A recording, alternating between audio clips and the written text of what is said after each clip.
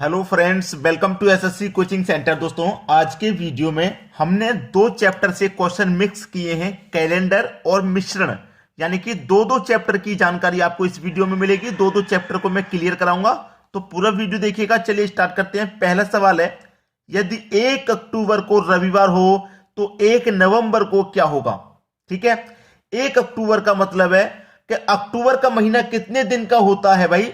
अक्टूबर का महीना आपको पता होना चाहिए कितने दिन का होता है। अक्टूबर का जो महीना होता है वो होता है 31 दिन का। ठीक है, उसमें से उसने 1 अक्टूबर की बात कर दी, तो एक को क्या करेंगे, माइनस करेंगे, बचेगा 30 दिन। ठीक है, तो आपको 30 लिख लेना है। मैं आपको पहले यह चीज क्लियर कर देता हूं कि वो जितनी तारीख की बात कर देगा, 5 अक्टूबर अगर कह देता तो 31 में से 5 माइनस कर देते।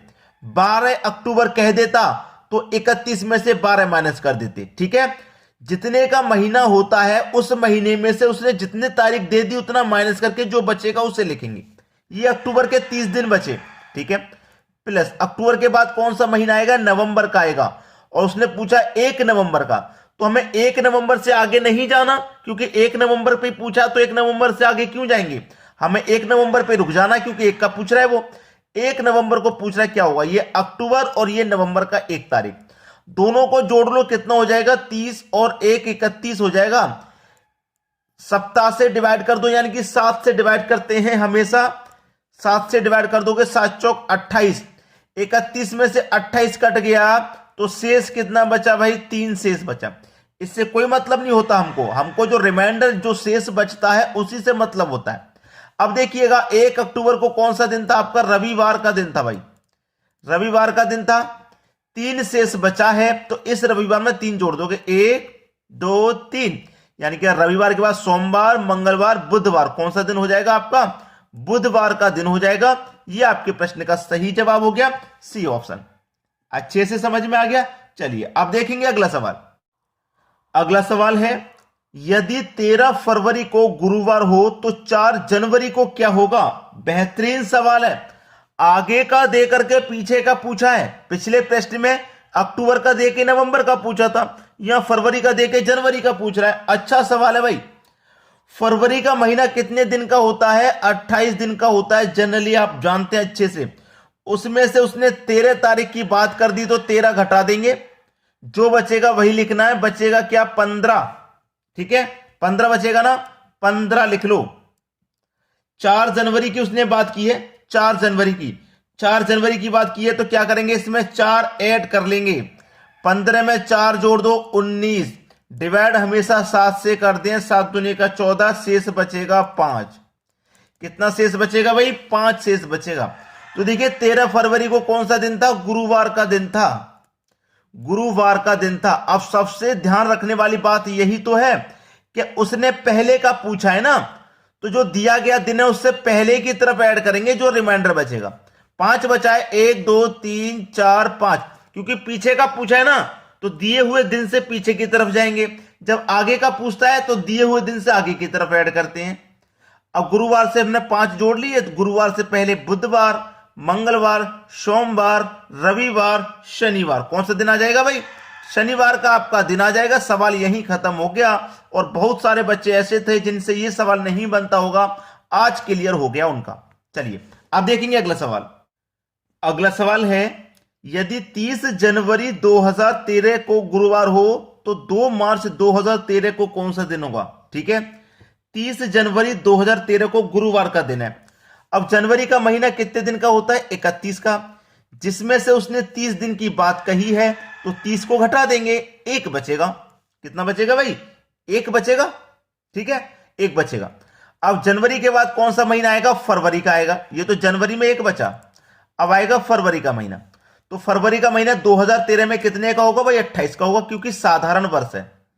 ठीक है, अब आएगा मार्च का महीना, मार्च का। तो मार्च में कितने तारीख की बात की उसने, 2 तारीख की पूछा है, तो 2 से आगे तो हम जाएंगे नहीं भाई। 5 की पूछता तो बस 5 तक जाएंगे, आगे का क्यों जाना। ठीक है, तो देखिए 1 और 28 29, 29 और 2 जोड़ेंगे तो 31 हो जाएगा। और इसको क्या करेंगे, 7 से डिवाइड, 7 से डिवाइड कर दो, 7 चौक 28, 3 शेष बचेगा, शेष बचेगा 3। इससे तो कोई मतलब नहीं, रिमाइंडर से मतलब होता है। कौन सा दिन है भाई, गुरुवार का। गुरुवार का दिन है। तो अब हमसे क्या पूछा है, जनवरी का देके मार्च का पूछा है, यानी कि आगे का पूछा है। आगे का पूछा है ना, तो आगे की तरफ ऐड करेंगे। और पिछले क्वेश्चन में पहले का पूछा था तो हम पहले की तरफ गए थे।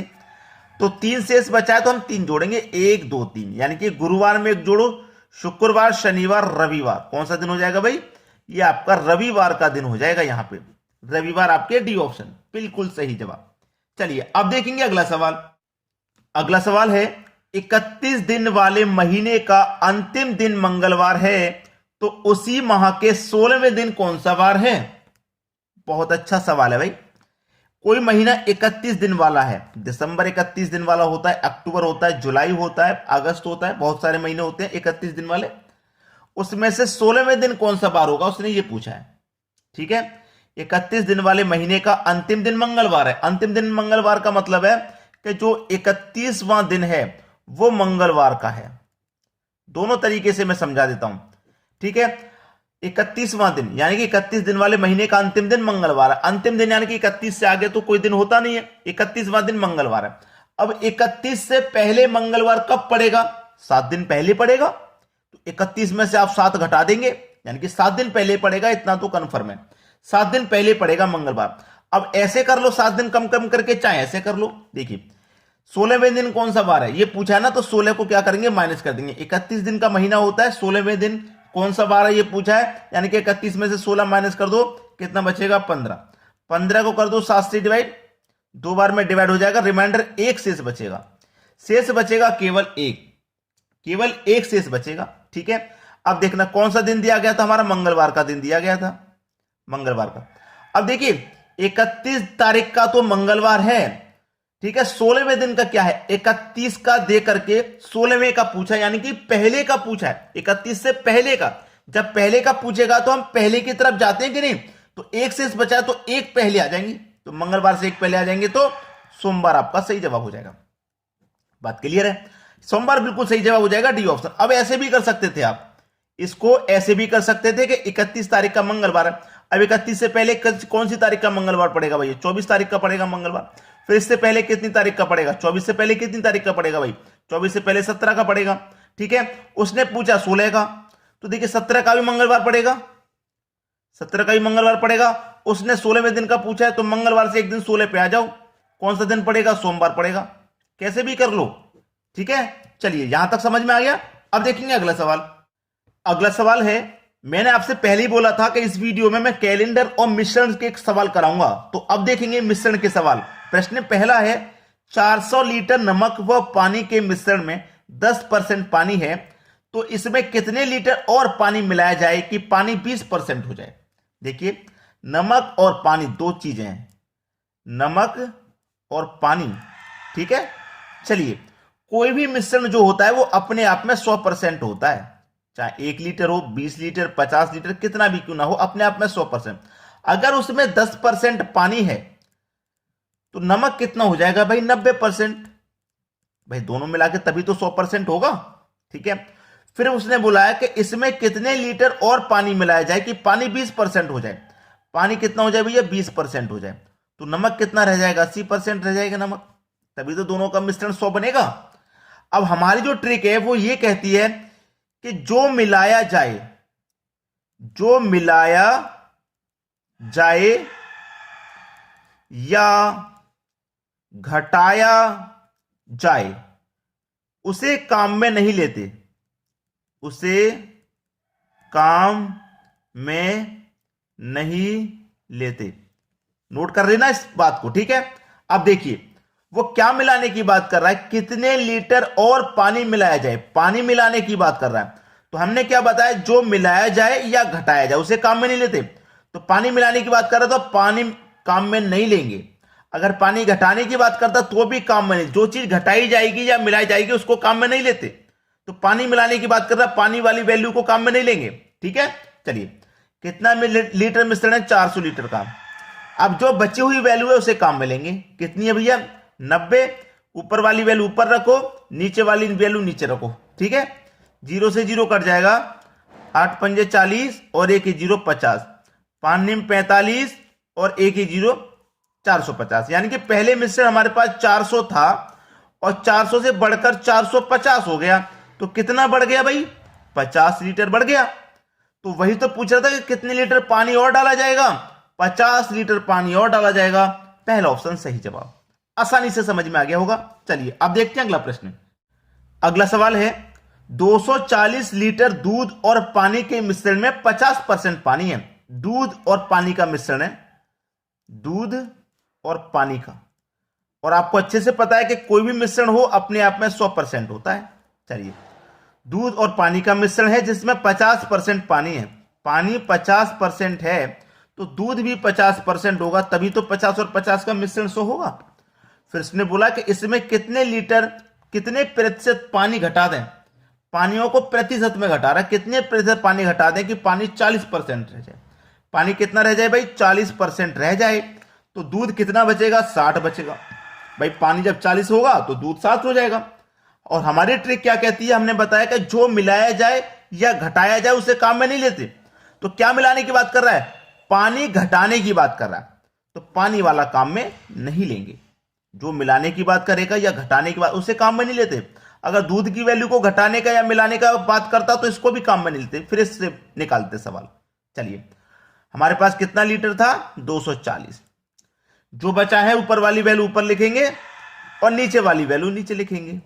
0 से 0 कट गया, 6 चौके 24 कट गया और एक ही 0 यानी कि 40। 40 का मल्टीप्लाई 5 से कर दो, 200 हो जाएगा।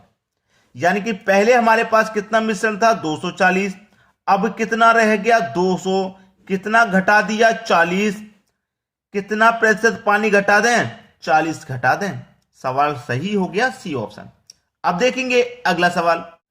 अगला सवाल है एक शहर की वर्तमान संख्या 26,010 है, उसमें प्रत्येक वर्ष 2% की दर से वृद्धि होती है, तो 2 वर्ष पहले शहर की जनसंख्या क्या थी? 2 वर्ष पहले की पूछ रहा है। देखिएगा, अभी की जो जनसंख्या है वो है 26,010 अभी की, ठीक है। और ये अभी इतनी कैसे हो गई है? क्योंकि 2% की दर से वृद्धि हो रही है, तब इतनी हो गई है, ठीक है। अगर 2% की दर से वृद्धि नहीं होती तो 2 वर्ष पहले की जनसंख्या क्या थी? ये तो वृद्धि होने के बाद इतनी हो गई है ना, वृद्धि होने के बाद 2 वर्ष बाद इतनी हो गई है, तो 2 वर्ष पहले की पूछ रहा है, पहले की पूछ रहा है, ठीक है। तो पहले की जब पूछता है तो 100 रखेंगे ऊपर, बटे में कितना आ जाएगा? 102। वृद्धि कितने की है?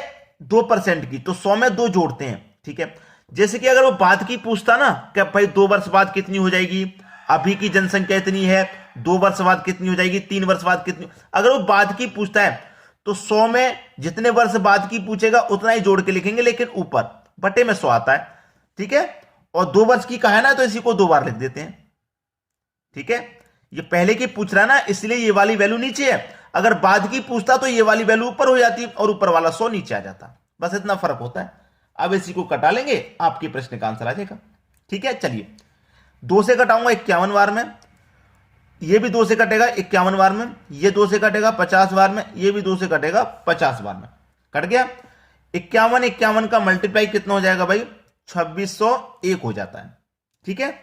अब 2601 से ये 2601 एक बार में कट जाएगा और एक ही 0। अब इन तीनों का हो जाएगा मल्टीप्लाई, 5 5 25, 25 से कम 25, 1 0 2 0 3 0, मल्टीप्लाई में 0 ऐड हो जाते हैं, यानी कि 25,000। 2 वर्ष पहले की जनसंख्या क्या थी? 25,000 थी। पहला ऑप्शन सही जवाब हो गया। बात क्लियर है सभी को? चलिए अब देखते हैं अगला सवाल। अगला सवाल है यदि किसी वृत्त की त्रिज्या में 50% की वृद्धि कर दी जाए तो उसके क्षेत्रफल में कितनी वृद्धि होगी? देखिए, कोई भी वृत्त की त्रिज्या पहले कितनी होगी भाई? 100, ठीक है। एक किसी वृत्त की त्रिज्या में 50% की वृद्धि हो रही है, ठीक है, वृद्धि कर दी जाए तो उसके क्षेत्रफल में कितनी वृद्धि होगी? उसका जो क्षेत्रफल होगा वो भी 100 होगा। अब हम क्या करेंगे, इसमें 50% की वृद्धि करेंगे, तो इसमें भी 50% की वृद्धि यानी कि 150 हो जाएगा, ठीक है। अब इसको सॉल्व कर दो, डिवाइड बाई 100 हो जाएगा।